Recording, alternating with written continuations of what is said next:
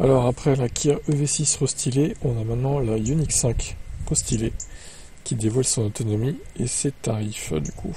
Alors moi entre les deux, je vous ai déjà dit, je préfère la Kia EV6 pour le coup, mais bon, après c'est une histoire de goût quoi. Alors il y a une finition N-Line, à pas évidemment confondre avec la version Ioniq 5N, mais ça lui donne un look plus sportif sans avoir à prendre la vraie variante musclée N. Par rapport au modèle classique, la N-Line reçoit des boucliers, des bas de caisse et des jantes 20 pouces spécifiques à bord.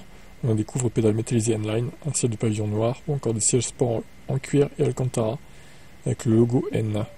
La liste des équipements est améliorée avec par exemple la possibilité de garer sa voiture sans être à bord ou un rétro intérieur par caméra. Hyundai fait aussi progresser la sécurité en renforçant la caisse, les portes avant et arrière et les montants centraux. Le nombre de renforts au niveau du train arrière et de la partie inférieure du véhicule a été doublé en vue d'améliorer la stabilité et l'agilité du véhicule. Les amortisseurs ont été revus pour plus de confort, tout comme la sonorisation du moteur situé à l'arrière. Alors la petite batterie passe de 58 à 63 kWh, ça reste 170 chevaux, l'autonomie passe donc à 440 km au lieu de 384, ce qui faisait un peu juste quand même.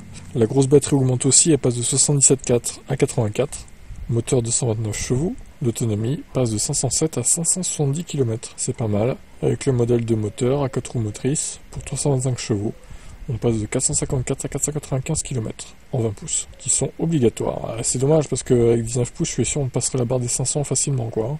La bonne nouvelle, c'est que les prix baissent, qu'on gagne en autonomie, donc. On passe de 44 800 € à 46 600. Enfin, on passe de 46 700 à 44 800 plutôt. Donc quasiment 2000 € de baisse. Et la grosse batterie, il n'y a toujours pas le bonus du coup. Mais en même temps, elle n'a pas de bonus tout court parce que de toute façon, elle n'a pas les prérequis pour l'avoir. Donc voilà, même l'intuitif, je pense pas qu'elle l'ait au final.